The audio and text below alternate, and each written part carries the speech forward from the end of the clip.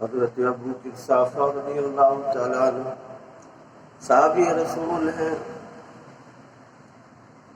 بکریاں چراتے ہیں،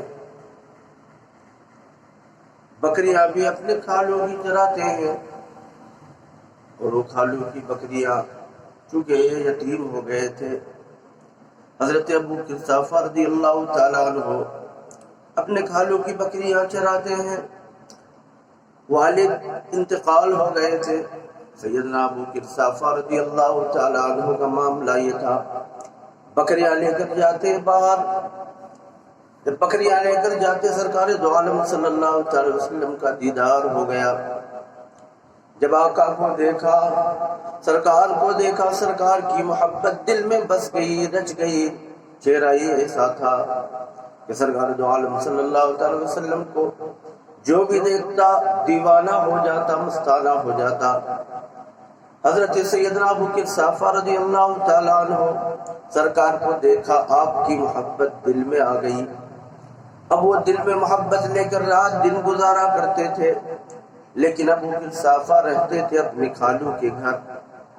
خالو پکا یہودی، شام ہوتی ابو قحافہ کے خالو سرکار دو عالم صلی اللہ علیہ وسلم کی برائیاں بیان کرتا، معاذ اللہ آپ کی حقارت کرتا۔ ایک بار ابو قحافہ رضی اللہ تعالیٰ عنہ سے رہا نہیں گیا، خالو برائی کر رہا تھا۔ ابو قحافہ نے کہا ہے میرے خالو، میرے حبیب کی برائی نہ کیا کرو۔ خالو پریشان ہو گیا، خالو نے کہا ابو قحافہ تو میرا ہے، پھر محمد کی بات کیوں کرتا ہے؟ ابو قحافہ نے فرمایا اب میں تیرا نہیں ہوں، میں نے محمد کو اپنا دل دے دیا۔ سبحان اللہ۔ اب خالو بڑا ناراض ہوا، غصے میں آیا اور کہا کہ اگر تو محمد کو نہیں چھوڑتا تو میں تجھے اپنے گھر سے نکال دیتا ہوں۔ ابو قحافہ نے کہا محمد کی محبت ہمارے دل میں آ گئی، تو گھر سے نکال دیا تو نکال دے، لیکن میں محمد کے عشق کو نہیں چھوڑوں گا، ان کے دین کو نہیں چھوڑوں گا۔ آخرکار ابو قحافہ نے کہا آپ مجھے گھر سے نکال دو گے، میرے رب کی زمین ہے اتنی بڑی، کہیں بھی رہ لوں گا۔ شام ہوئی، ماں نے بلایا اے میرے بیٹے ابو قحافہ۔ کہا میری ماں جان بولیے۔ کہا بیٹا میں نے تمہیں بڑی مشقت کے ساتھ، محنت کے ساتھ پالا ہے، تم چھوٹے بچے تھے، تمہارے والد کا انتقال ہو گیا، تم یتیم ہو گئے، اب سر چھپانے کے لیے گھر بھی نہیں بیٹا، تم نے یہ کیا کر دیا؟ اگر تمہیں خالو نکال دے تو ہم کہاں جائیں گے؟ اے میرے بیٹے تو محمد کو چھوڑ دے۔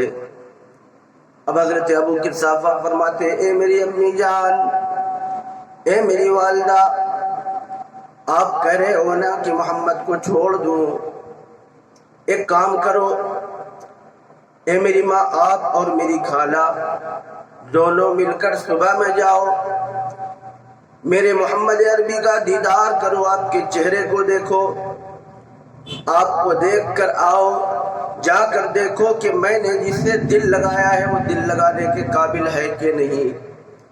اگر تم دیکھ کر آؤ اور کہہ دو کہ تم جس سے دل لگائے ہو دیکھنے کے قابل نہیں ہے، دل لگانے کے قابل نہیں ہے، تو میں محمد عربی کو چھوڑ دوں گا۔ بات ہو گئی،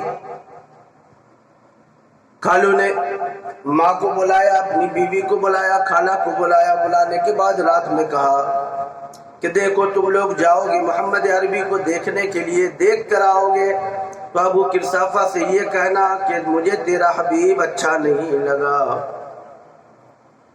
بہرحال بات ہو گئی، صبح کا وقت تھا، حضرت ابو قحافہ کی والدہ چلی اور خالہ چلی مدینے کی طرف سرکار دو عالم صلی اللہ تعالی وسلم کی زیارت کرنے کے لیے۔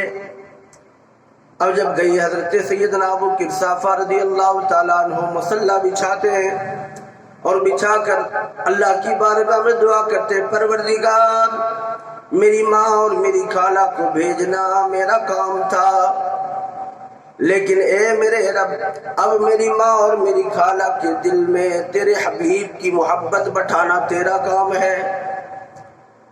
گئی ماں گئی، خالہ گئی، لوٹ کر آنے لگی۔ سیدنا ابو قرصافہ بڑے پریشان تھے، انتظار میں تھے، گھر کے باہر کھڑے ہوئے تھے۔ ابو قرصافہ انتظار کر رہے تھے ماں کا اور خالہ کا۔ دور سے سیدنا ابو قرصافہ نے اپنی ماں کو اور اپنی خالہ کو آتے ہوئے دیکھا۔ جب دیکھا تو دور سے پہچان لیا کہ اللہ تعالیٰ نے اپنے حبیب کی محبت میرے ماں کے دل میں اتار دی۔ ماں جب قریب آئی، خالہ قریب آئی، خالو کے سامنے بات ہوئی۔ ماں جب آئی، خالہ جب آئی، ابو قرصافہ نے کہا اے میری ماں، اے میری امی جان، یہ بتاؤ کیف وجدتما حبیبی محمد۔ اے میری ماں، اے میری خالہ، میرے حبیب محمد کو کیسا پایا؟ اب ماں جواب دیتی اے میرے بیٹے، میں نے دیکھا کہ وہ اتنا پیارا ہے، اتنا حسین ہے کہ اتنا خوبصورت چہرہ، اتنی حسین آنکھیں، اتنا پیارا کہ جب وہ بات کرتا ہے تو چہرے سے آپ کے نور جھڑتا ہے۔ ماں نے جب کہا میری خالہ تو بتا میرے حبیب کو کیسا پایا؟ خالہ کہتی ہے بیٹا مجھے تو یہ نہیں پتا کہ تیری ماں کا کیا خیال ہے، لیکن اے میرے بیٹے میں نے جیسے تیرے حبیب محمد کو دیکھا میں اپنا دل دے بیٹھی اور کلمہ پڑھ لیا۔ سبحان اللہ، یہ عشق رسول ہے، چہرے رسول ہے۔